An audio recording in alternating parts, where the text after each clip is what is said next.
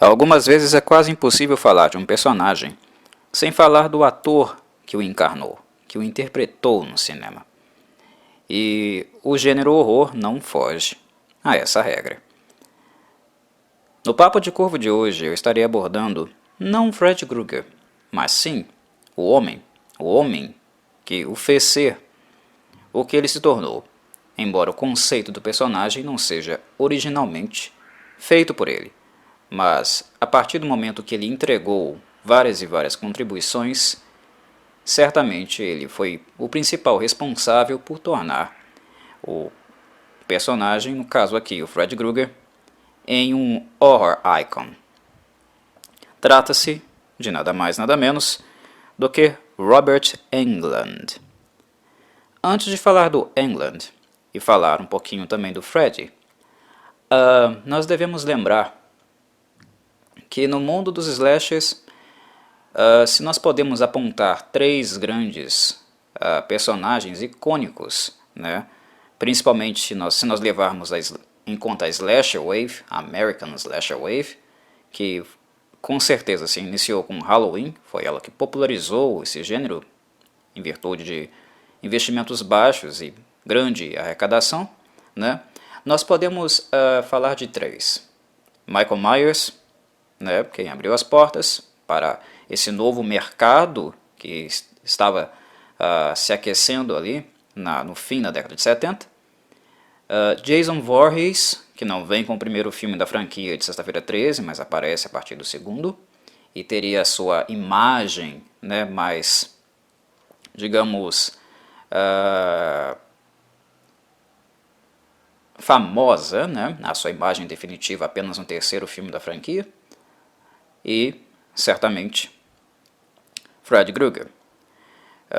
Tomando como referência o sucesso comercial, gastando muito pouco, a Paramount criou a série Sexta-feira 13 e foi progredindo com ela até conseguir, até estabilizar-se com um horror icon, mas ele foi sendo construído mais lentamente, né? Jason Voorhees é uma aquisição, digamos, tardia, da necessidade de fazer também mais dinheiro e aproveitar que a onda dos slashes estava forte naquele momento.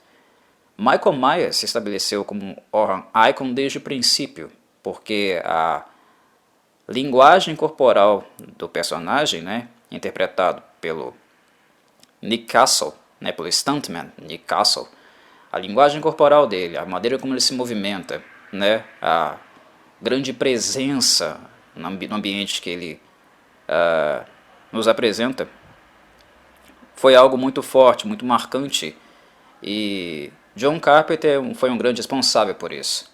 Michael Myers já de cara foi um horror icon, né? Mas digamos que o mercado, ainda lá em 83, 84, ainda estava muito aquecido e ainda dando lucros no âmbito dos slashers, né? A onda ainda não tinha passado. Foram feitos foram tantas as cópias de Halloween, que isso acabou saturando, né, esse gênero e o mercado depois de um tempo. E quando o primeiro A Nightmare on Elm Street sai, né, o primeiro filme A Hora do Pesadelo é feito, digamos que a gente ainda está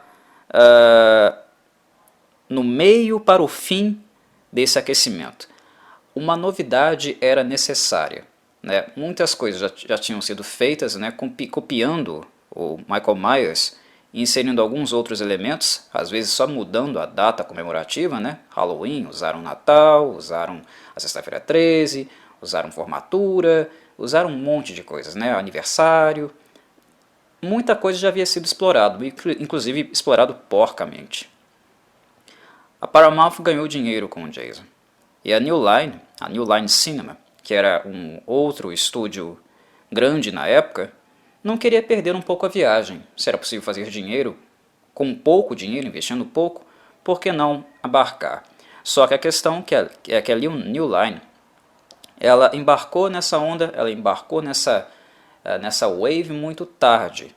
Então foi necessário que ela fizesse um pouquinho mais de esforço para trazer algum elemento novo digamos, que pudesse surpreender ou apresentar uma coisa diferente do que todas as outras dezenas de slashers já haviam mostrado até então, sendo ele reproduções de Halloween, né, reciclagens de Halloween, ou trazendo alguns outros elementos para se diferenciar minimamente dele, né? E o que a New Line fez? Primeiro de tudo, que eu acho que é importante apontar aqui, que é um aspecto que diferencia muito esses filmes. Eu digo, diferencia A Nightmare on Elm Street dos demais que vêm anteriormente. A personagem. E não apenas no que consiste a superpoderes. Muitos fãs, né, muitos analistas poderão dizer: o Fred é o assassino que você não pode matar porque ele está no mundo dos sonhos, você não tem como fugir dele também. Porque seja Jason ou Michael Myers, você pode fugir ainda, tem uma chance de escapar. Mas Fred é o assassino dos sonhos, o assassino dos pesadelos, né? Querendo ou não, o seu corpo vai dormir alguma hora. Você pode tentar adiar, que o sonho, né, o sono não chegue. Pode tentar evitar esse advento, mas chegará sempre um momento, um limite, há um limite, né, no corpo que, querendo ou não, o seu sistema nervoso central ele vai desligar. Ele vai fazer você dormir, né?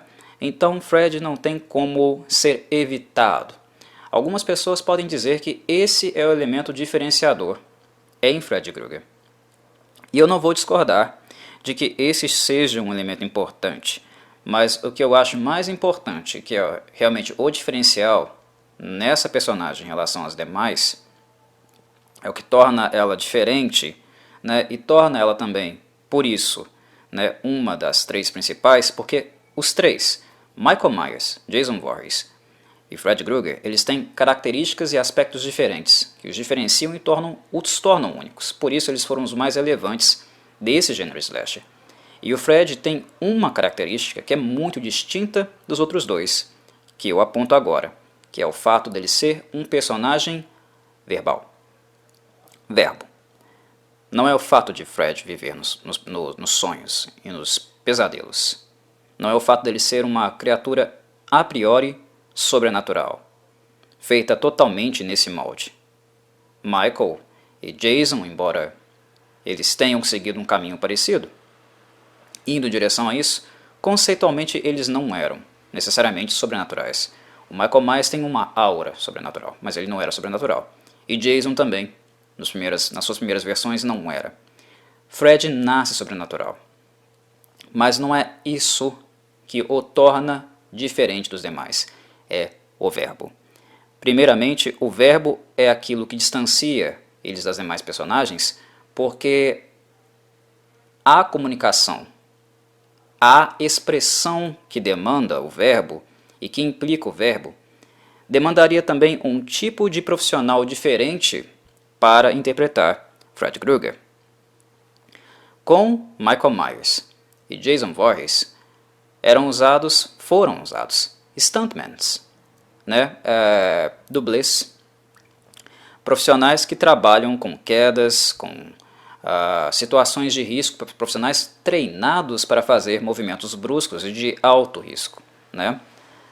Eles não eram propriamente atores, embora nós podemos ver que a comunicação, né, a linguagem corporal em Michael Myers é o que torna Michael Myers o The Shape, a forma, né, é o que faz ele ser do jeito que ele foi e ficou mais conhecido, né? Isso é mérito de Nick Castle, mas é a linguagem corporal.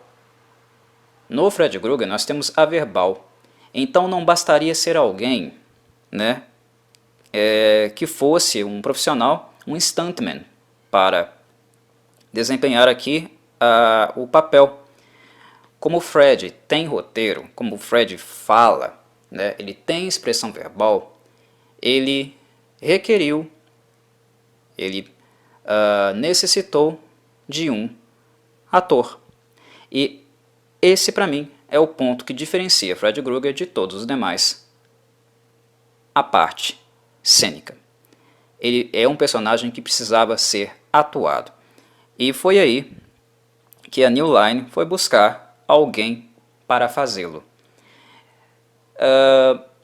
Robert Englund, quando ele fala um pouco sobre isso, ele meio que deixa claro que talvez a escolha por ele, né, tenha sido por causa da aparência.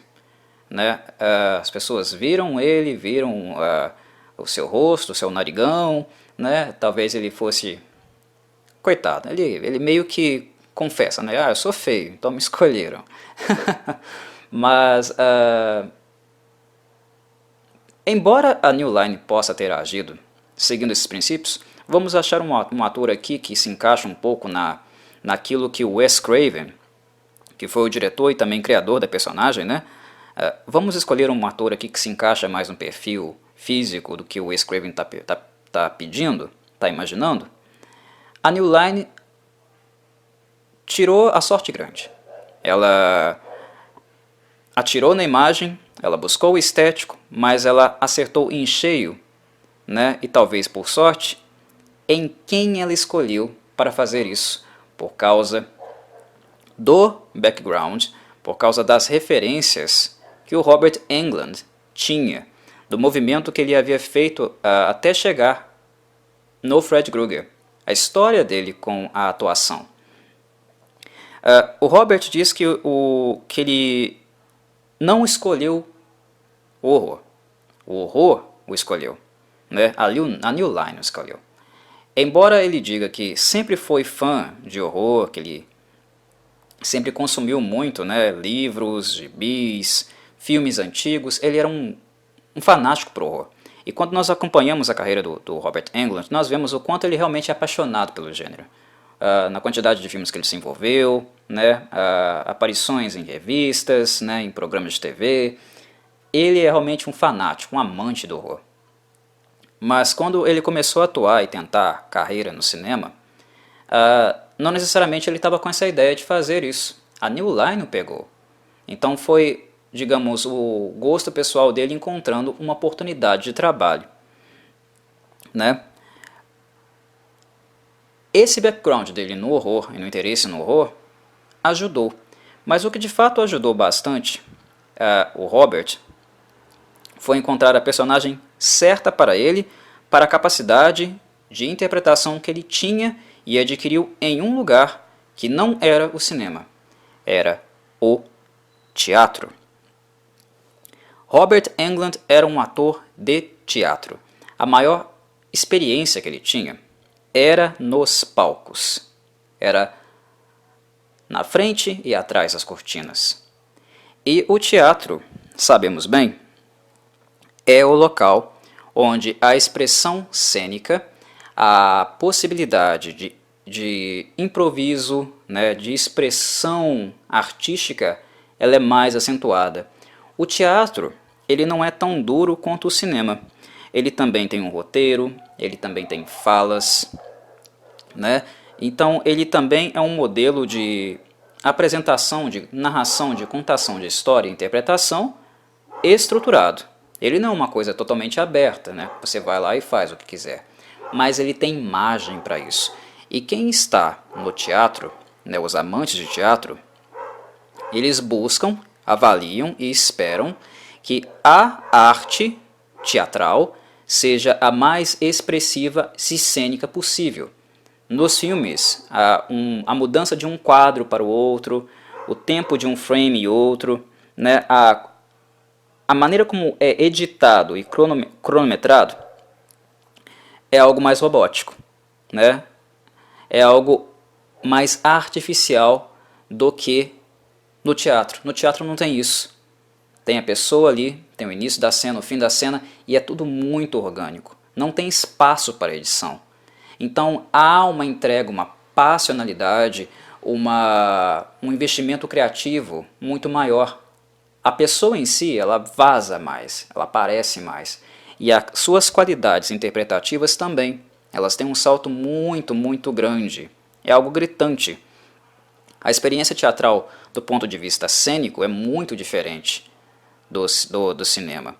E quando o Robert é convidado para atuar em A Nightmare on Elm Street e fazer o Fred Krueger, ele encontra justamente o horror icon, né, o ícone do horror, certo para ele. Porque toda a sua experiência no teatro, né, todo o conhecimento cênico que ele tinha, só teria a contribuir muito com o que a New Line realmente esperava do seu personagem, que fosse alguém que não fosse um stuntman, que fosse um ator, e que pudesse, de alguma forma, fazer com que o verbo, as falas dela, valessem no sentido de aterrorizar, tanto quanto a ideia de um assassino nos seus sonhos, nos seus pesadelos, atrás de você. A imposição verbal também era um elemento importante, era um elemento que precisava ser desenvolvido. E Robert, por ter um background, né, uma história no teatro, encontrou o papel perfeito no horror para ele. Né? Isso é muito interessante. Nós não podemos negar, de fato, nós não podemos negar que Fred Krueger é a criação do Wes Craven. Mas a maneira, a forma que nós conhecemos Fred Krueger, o fato de ele ter se tornado icônico, é graças a Robert Englund. Porque o personagem em si, ele é pura expressão. Dentre todos os personagens dos slashers, eles são assassinos. Então, naturalmente, né, a priori, todos eles são desprezíveis, né, são monstros. Eles não são admiráveis. Mas, dentre todos, eu creio que Fred Krueger seja o mais medonho, né, ele seja o mais repugnante. Porque o público-alvo dele, né, as vítimas dele são jovens, são crianças e adolescentes. Já começa por aí. E o personagem também, ele tem um traço, que é um traço do abuso, da pedofilia. Fred Krueger é um monstro, ele é nojento, ele é algo repugnante. E a capacidade de repugnar está também entre as grandes, digamos, qualidades do Robert Englund. Ele sabe ser nojento. Né? Aquele movimento de língua dele, nojento, medonho para as meninas, aquilo é cênico. O riso é cênico. O sorriso é cênico. O movimento do corpo é cênico. Ele tem linguagem verbal, ele tem linguagem corporal, né? Ele faz tudo de forma muito repugnante. Né? Ele faz isso de uma forma que seja realmente medonha, que cause asco e ao mesmo tempo medo.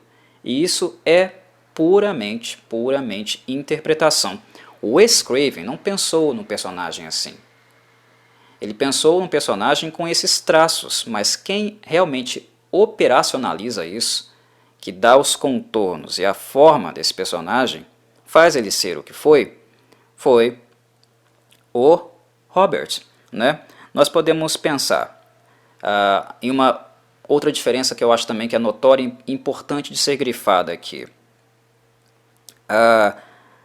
Máscara. Fred Krueger tem máscara? Tem. Só que ainda ela é diferente dos demais. Porque os demais usam uma máscara que esconde o rosto deles. A interpretação facial, a expressão facial não é vista no Michael e no Jason. O Robert teria máscara, mas a máscara é maquiagem. Né? Inclusive, é uma das coisas mais difíceis para atores como ele, ou por exemplo como Doug Bradley em Hellraiser. Né? Ter que ficar lá sentado no estúdio, sendo maquiado, sendo produzido, por várias e várias horas. Isso é lindo, né? Esse efeito prático sendo colocado em uso, né? Eu acho magnífico, eu acho maquiagem algo extremamente fantástico, seja ela grotesca ou não. Maquiagem é arte, gente, e quem sabe fazer, eu realmente aprecio muito, né? Gosto bastante de efeito prático. O Robert tinha que ficar lá, sentado na cadeira, 3 horas para fazerem a máscara dele. Mas a máscara dele ainda é uma máscara a qual permite movimento facial, expressar-se. Não tão fluido e natural como o próprio rosto dele, mas ainda assim possível. E o Robert conseguia fazer isso. Nós vemos os olhos, nós vemos a boca, né? nós vemos expressão e sentimento no Fred Krueger que ele interpreta. E nós vemos também algo que é bastante medonho na interpretação de Robert, que é o fato de Fred sempre sentir prazer no que ele faz. O filho da mãe gosta do que faz. Ele é perverso ao extremo. E o traço do sadismo é muito marcante em Fred, porque como um assassino dos sonhos, ele é alguém que utiliza dos piores medos das suas vítimas contra elas. E ele sempre faz isso de uma forma muito, pelo menos nos primeiros filmes, né? Nos primeiros filmes é de uma maneira mais intimidadora. Ele quer assustar, ele quer aterrorizar suas vítimas. Nos filmes seguintes isso muda. Eles criam, né? Os filmes seguintes criam uma aura mais de humor negro, né? Mais de uma dark comedy. Mas falemos disso mais adiante, não agora. Mas a princípio é uma ameaça, uma abordagem sádica. E esse sadismo é expresso de maneira muito nojenta, até com conotações sexuais, como eu havia falado e demonstrado ao mencionar aquele movimento de língua que ele faz, ou até na maneira como ele chama as vítimas, né? Lembram da Tina, no primeiro A Nightmare on Elm Street? Tina! O jeito que ele se expressa, né, a voz cavernosa dele, mas ainda lenta, leve, né, é o famoso teasing, né? Isso é constante na personagem, e são elementos que o Robert vai inserindo ali, né? Ele também é o único personagem que mostra o rosto, mas o rosto tem função cênica. Fred tem máscara, mas é a máscara, eu costumo dizer, é a máscara cênica.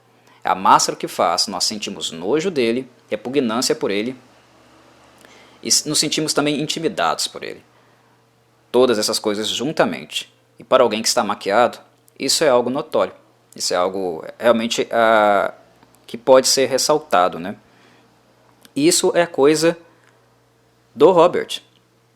Isso não é ideia do Wes Craven.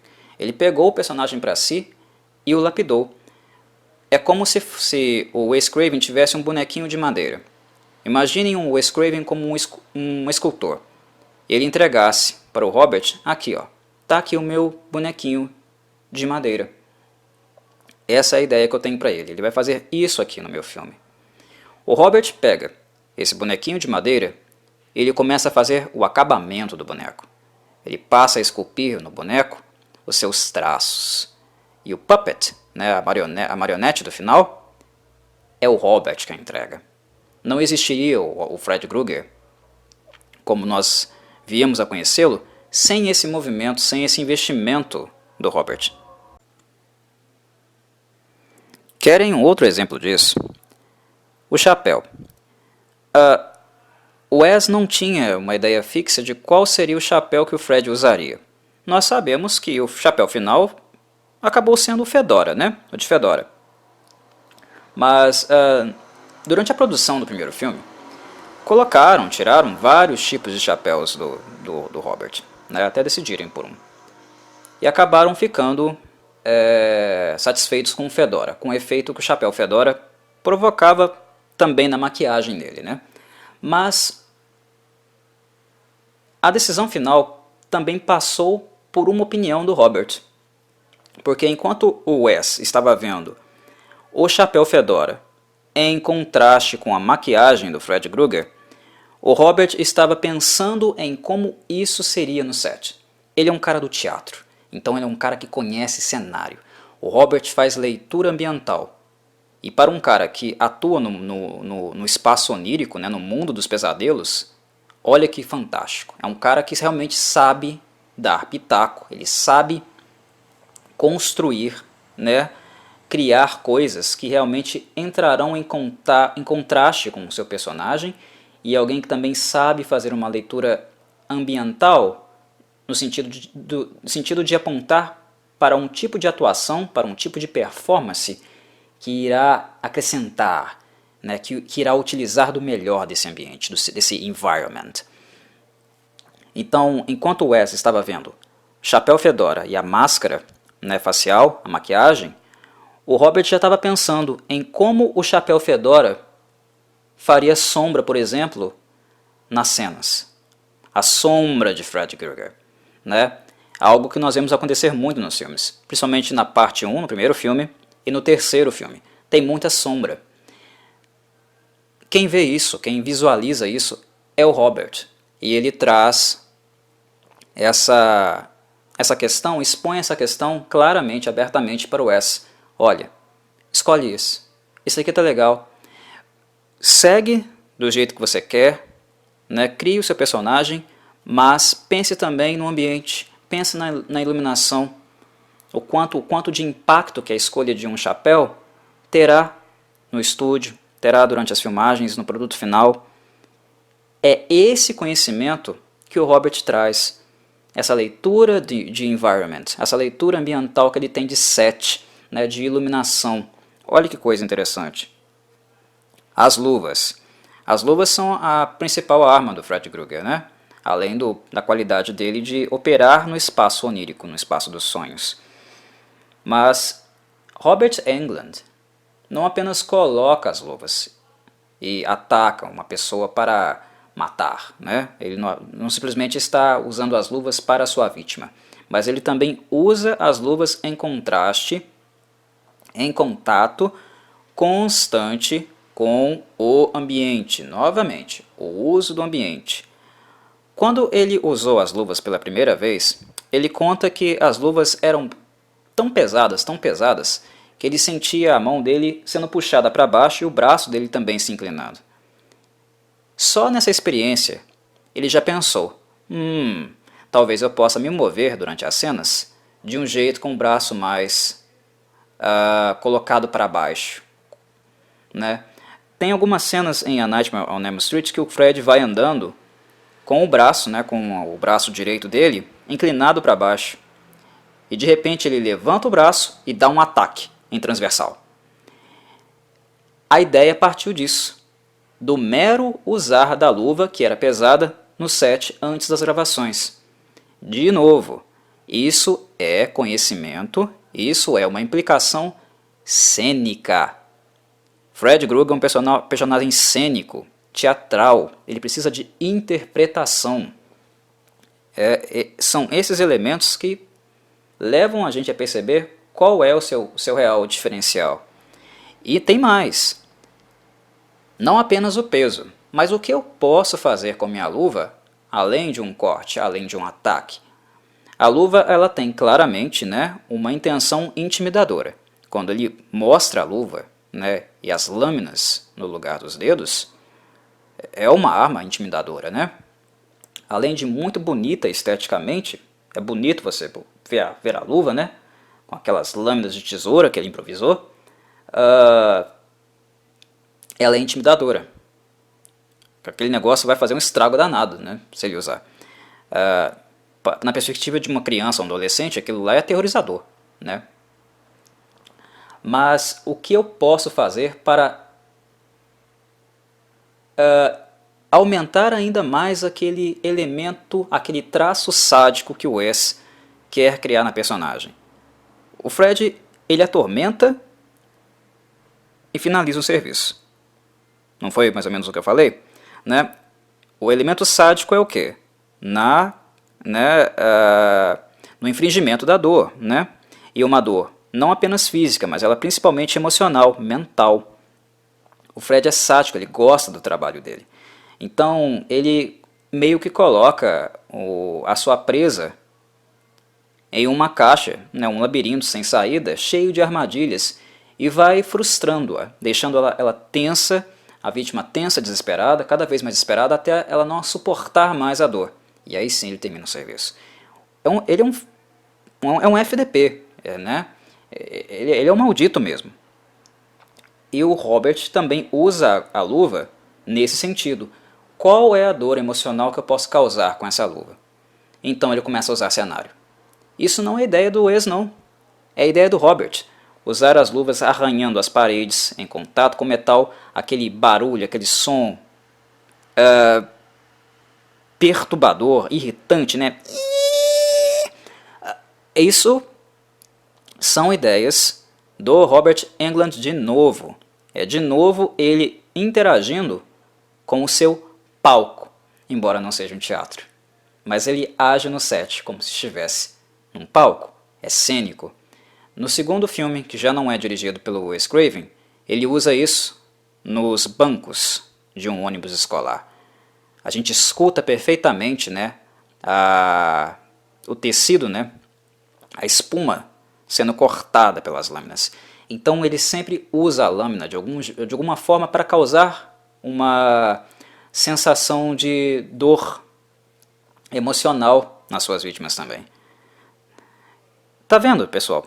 São elementos que eu vou trazendo, que a gente percebe o quanto de Robert Englund existe nessa personagem, né? Mas aí alguém pode vir e perguntar, por fim, nossa, então ele deve ter lido o roteiro 1000 vezes, preparado 1000 vezes para isso, né? Não. Por mais incrível que pareça, não foi necessariamente assim que aconteceu. Uma coisa que ele fala, que ele conta durante a primeira experiência dele com Fred Krueger, foi que ele não ficou muito preocupado em preparar, diferente do teatro, né, onde exige muito essa preparação, porque ele podia preparar, ler o roteiro e vir com um conceito de personagem que não necessariamente pudesse agradar o diretor. E essa entrega dele, né, para quem é ator, ou já conversou com atores, sabe, os atores contam. Quando você está estudando uma personagem, imaginando você na pele dela, construindo mentalmente, projetando, fantasiando a sua atuação, você entra na personagem. Quando você faz isso, e digamos que você chega lá para o diretor e fala e conta e mostra para ele o que você fez, se ele disser não, você está lascado. Porque é como se você tivesse que desaprender tudo aquilo que você aprendeu. Você terá que desfazer, né, fazer o caminho contrário, inverso, de todo o investimento emocional que você colocou na personagem, né? E isso não é muito fácil, porque esse investimento cria vícios. Cria em nós um tipo de olhar, um tipo de ser e fazer de uma personagem. Então o Robert ele não fez esse investimento. Ele deixou fluir, ele deixou ser, ele improvisou. Ele fez de uma maneira teatral, porque o background dele era teatral, os vícios dele eram teatrais, mas ele não foi necessariamente para o set de cinema preparado para isso, porque ele não tinha muita ideia de como o personagem que ele poderia ver e conceber agradaria o Wes Craven, diretor. Então, isso também aponta, por fim, para uma construção progressiva da personagem, de acordo com as demandas que foram feitas para ele. O Fred Krueger, original do A Nightmare on Elm Street, ele é alguém para assustar, né? Ele é alguém para causar medo, né? Ele é alguém para atemorizar aqueles jovens, né? Que foram os jovens sobreviventes, né? Quando mais jovens, né? Dos ataques que ele fez na rua Elm, né? O Fred inicial é um espírito vingativo, né? Ele foi assassinado pelos pais dessas crianças e o espírito dele não descansou e passou a retornar nos sonhos dessas crianças, as quais ele tem, né, como presas para se vingar dos pais dessas crianças que o assassinaram, né, fizeram justiça com as próprias mãos. No segundo filme, isso é mantido, esse conceito, mas a partir do terceiro em seguida, essa concepção muda. Muito em virtude também por causa das mudanças do cinema hollywoodiano e dos eventos, né, do que estava em alta mesmo na cultura pop como um todo. O Fred Krueger, naquele momento ali, ele já tinha se tornado um horror icon também, né? Ele já era um personagem reconhecido por todos. Até por isso virou franquia, né? Você não chega no terceiro filme se não fez sucesso. Então, como o Jason Voorhees e o Michael Myers, ele já estava famoso. E ele foi também inserido na cultura pop.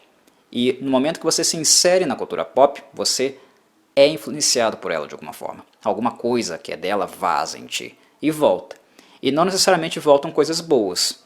Podem voltar coisas que estão em voga, que estão sendo vendidas, que afetam os estúdios de forma que eles escrevam roteiros para saciar e ir de encontro com essas demandas desse mundo pop, desse mundo mainstream. E é isso que acontece com A Nightmare on Elm Street. O terceiro filme da franquia, ele é muito bom, porque ele ainda consegue encontrar um ponto de equilíbrio entre o Fred atemorizador e o Fred da cultura pop, né, o superstar, que é o que ele vira, né, um monstro superstar. Até porque as coisas que ele faz, por ser um mundo onírico, por ser um mundo dos pesadelos, onde qualquer coisa em tese é possível, né, de acordo com a tecnologia cinematográfica que você tem para fazer, né, para usar, ele é muito interessante, né? As pessoas esperam coisas dele, querem ser entretidas por ele. E isso acaba afetando bastante a personagem. E afeta também um pouco o âmbito da atuação do Fred Krueger, né? Quando o Fred se torna um monstro popular, um monstro para entreter, porque os sonhos e os pesadelos são um mundo de fantasia, um mundo de entretenimento, ele acaba também sofrendo muitas sensíveis modificações para atender essas demandas. Na maneira como ele fala, na maneira como ele se movimenta, né? A própria sonoridade do filme muda. A Elm Street, a Nightmare on Elm Street, da parte 3 até a parte 6, digamos que a parte 3 e 4, né? A 5 e 6 já está numa vibe um pouco mais diferente. Mas ali, o que estava muito em voga era a cena glam em Hollywood, em Los Angeles, né? Cena glam metal mesmo, né? Musicalmente falando, né? Motley Crue, né? Poison, né? A Nightmare on Elm Street, artisticamente é glam, né? E isso fica claro, principalmente quando a gente pensa, por exemplo, na música do filme, né? Tem duas músicas no filme, que é a Dream Warriors, que foi feita para ele, né? E Into the Fire, que são de uma banda glam, Dokken, né? Então, nós estávamos vislumbrando, nós estávamos acompanhando um filme imerso nesse ambiente pop. E Fred, anteriormente um vilão, anteriormente alguém que andava nas sombras e aparecia e fazia grandes feitos horrorosos, houve uma inversão desse lugar da personagem e ele foi colocado mais adiante agora, no holofote, né? É aquele quem deveria brilhar. Os sets ficaram mais fantásticos, né? As coisas que acontecem neles ficaram mais diversas, mais interessantes também. Fred Krueger passou a assumir outras formas, né? Não apenas a humanoide. E a personagem, Fred Krueger, também começou a ganhar mais roteiro, mais frases, mais participações. E com esse traço do entretenimento, do comical relief. É aí que começa a aparecer o Fred do humor negro, né? Do dark comical. Algo que o Robert Englund soube fazer também, interpretar de maneira estupenda, né? O Fred zombador aparece, né? O Fred menos macabro, menos atemorizador e aquele mais zombador dá as caras. E esse cara, né? Ele é um ator, né? Ele não é um dos melhores atores, mas para esse papel ele foi perfeito, porque o cara consegue ser o maior son of a bitch que a gente pode imaginar. Os filmes do A Nightmare on Elm Street não são bons, tecnicamente falando. O 1 é interessante, tecnicamente, o 2 não é, e o 3 é bom.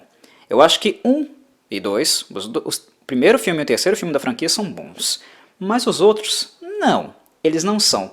mas quem sempre salva os filmes, quem sempre torna esses filmes interessantes para assistir porque ele brilha e ele traz um elemento de entretenimento, seja para atemorizar ou para divertir, para causar riso, né, o humor negro, né, o humor macabro, sórdido. Robert Englund. Robert Englund, ele vestiu a personagem. Ele vestiu. É como se ele desenvolvesse, ele foi lapidando, seguindo as exigências que faziam para ele, esse personagem de acordo com os anos. Ele soube ser o Fred Krueger macabro, ele soube ser o Fred Krueger sádico, nojento, né, o pedófilo, e ele soube ser aquele demônio zombador, né, satírico, quando também pediram para ele ser, né, ou até mesmo um misto dos dois, como foi no caso do terceiro filme da franquia. Por quê? Porque ele é ator, ele não é um mero stuntman, ele não é apenas um ator, né, um dublê de corpo, né? Ele é um cara que sabe atuar, um cara que veio do teatro, que é basicamente o que eu queria falar nesse tópico, que eu queria discutir aqui, né? E acabei fazendo. Espero que vocês tenham gostado, né? Os fãs de horror, um tema que eu sempre volto e retrato aqui de vez em quando, e que tenha sido um podcast interessante nesse sentido. Um abraço, meus caros.